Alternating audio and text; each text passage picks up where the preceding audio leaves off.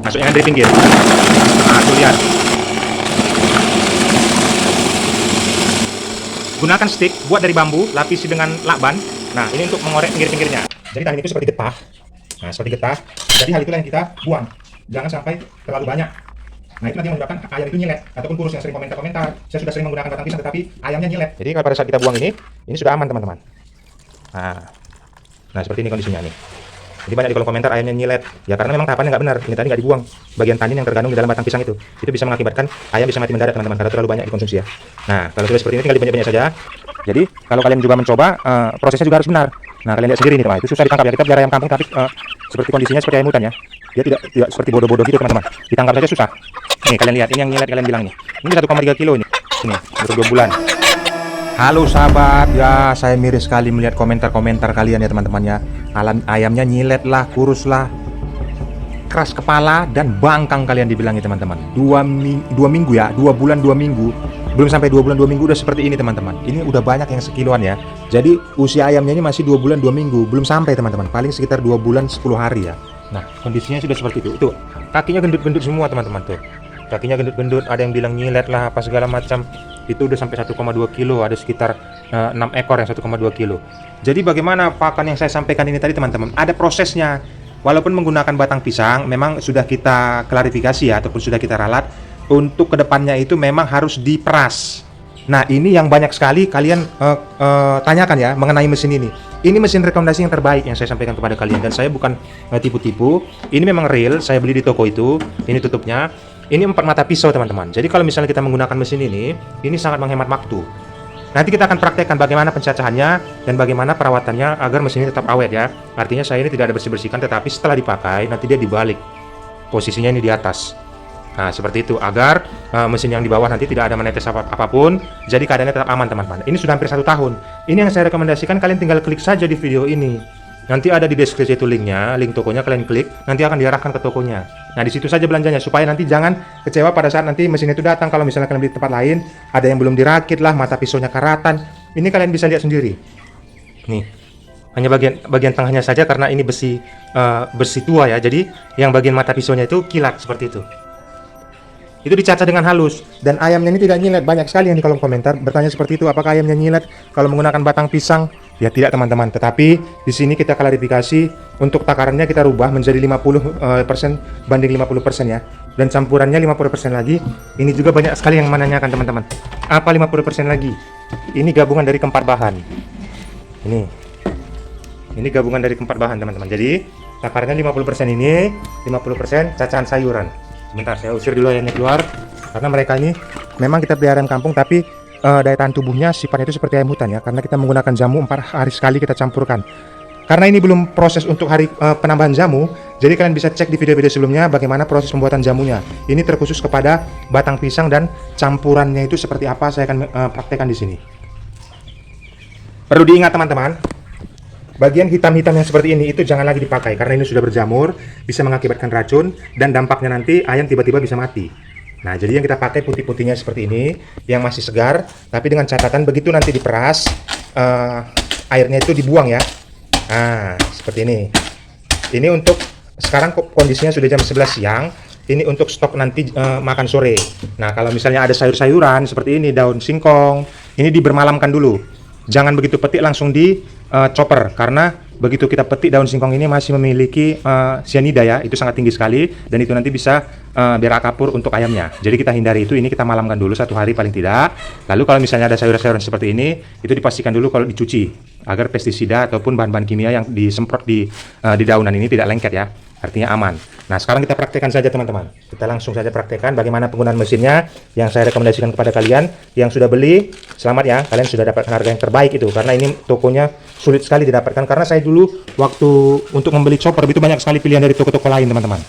Banyak sekali saya review-review dan ternyata yang kedua saya dapatkan seperti ini dan ini bagus sekali. Kita praktekkan. Ini kalian lihat sendiri, ada ya kalau misalnya ada sayur-sayur sisa itu bisa dicopper semuanya teman-teman. Bahkan kalau ada jahe-jahe, kupasannya, kulit-kulitnya itu bisa dicopper semuanya. Nih, kondisinya seperti ini. Bentar, kita hidupkan. Nah, mesin sudah nyala. Nah, seperti itu belum nyala karena suaranya sangat halus. Ini hanya 70 watt, teman-teman. Makanya sangat ramah untuk pemakaian skala rumahan ya. Nah, ini kita masukkan bonggolan-bonggolan seperti ini. Nah, masuknya kan dari pinggir. Nah, itu lihat.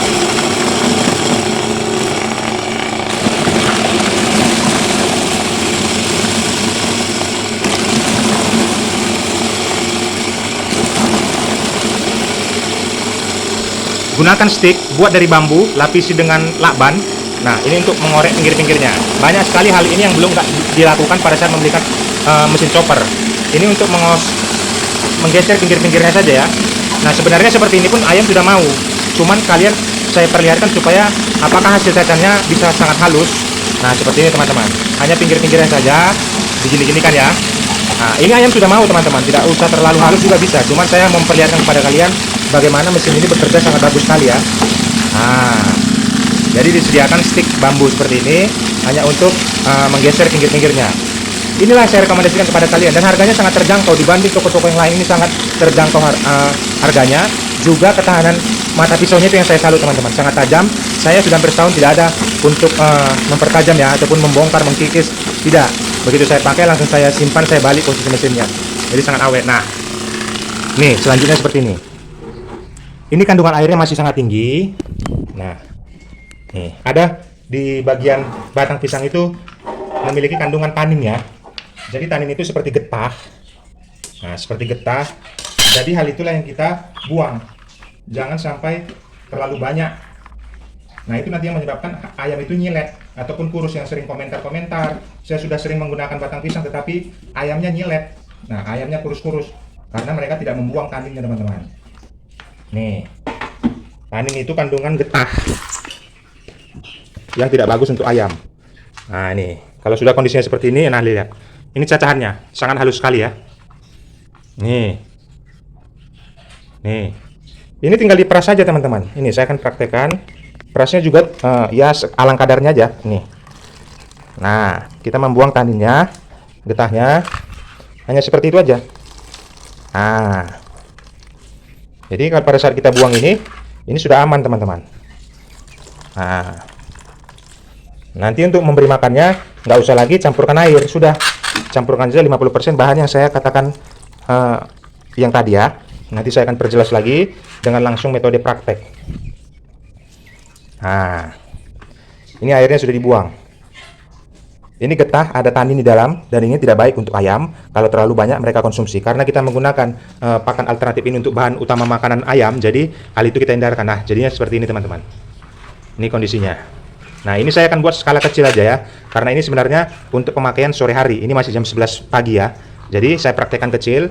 Ini kalau ini 50%. Ini 50%, ininya juga 50%. Nah, jadi takarannya sekarang kita rubah jadi 50-50 ya. Nah, ini apa saja yang terkandung di dalamnya, ada 4 bahan ya. Dedak jagung, dedak padi, pur 5-11, sama dedak ikan teman-teman. Taksasinya 1-1 dan setengah-setengah.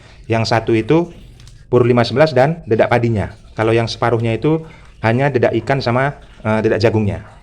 Lebih banyak lagi pur 5-11-nya sama dedak padinya ya. Kalau dedak ikannya itu separuh sama dedak jagungnya juga separuh. Nah, ini takarannya seperti ini ya. Saya bukan mencontohkannya sekaligus, tetapi ini untuk makan sore. Jadi saya stoknya nanti aja. Pada saat saya mau kasih makan baru saya campur. Nah, seperti ini kondisinya nih. Jadi banyak di kolom komentar ayamnya nyilet. Ya karena memang tahapannya nggak benar. Ini tadi nggak dibuang. Bagian tanin yang terkandung di dalam batang pisang itu bisa mengakibatkan ayam bisa mati mendadak teman-teman karena terlalu banyak dikonsumsi ya. Nah, kalau sudah seperti ini tinggal dibanyak-banyak saja. Nih. Nah, seperti inilah yang bagus untuk dikonsumsi ayam. Jadi ayam kita ini baru 2 bulan, sekitar 2 minggu ya. Jadi sudah ada yang 1,2 kilo. Kalau yang untuk jantan itu lebih besar lagi teman-teman. Karena pertumbuhan ayam itu pasti lebih besar yang jantan daripada betina karena dia makanya lebih rakus. Nah, seperti ini sudah taksasinya. 50% batang pisang dan 50% dari keempat bahan ini tadi. Takarannya sudah saya jelaskan tadi di awal ya. Nah, ini kita praktekkan. Nah, jadi pada saat kita pembuangan airnya itu sudah benar, itu sudah mengurangi kadar racun yang kita berikan kepada ayam. Nah, ini kalian lihat sendiri. Nah, ini tadi pagi sudah makan ya. Ini sekarang sekitar jam 11. Nah, ini yang sangat diminati oleh ayam teman-teman. Jadi kalau kalian juga mencoba, prosesnya juga harus benar. Nah, kalian lihat sendiri ini teman. Itu susah ditangkap ya. Kita pelihara ayam kampung tapi seperti kondisinya seperti ayam hutan ya. Dia tidak seperti bodoh-bodoh gitu teman-teman. Ditangkap saja susah. Nah, Ini tadi sudah makan pagi, tapi mereka masih lahap ya. Nah ini. Nih kalian lihat, ini yang nyilet kalian bilang nih. Ini 1,3 kilo ini, 1,3 on ini. Ini baru 2 bulan. Tuh, badannya padat. Tuh kakinya itu, gempol. Jadi jangan langsung komen yang tidak teman-teman. Nah, jadi dipraktekkan dulu, tetapi sesuai dengan apa yang saya sampaikan ya. Jangan terlalu banyak juga batang pisangnya dan tidak diperas, itu bahaya bagi ayam. Makanya nanti kalian jangan heran kalau misalnya ayam itu bisa mati mendadak, karena kita menggunakan pakan batang pisang ini sebagai menu utama ya untuk makanannya. Seperti itu teman-teman. Jadi penerapannya itu tepat. Jangan sampai salah. Kalau untuk penerapan jamunya itu 4 hari sekali.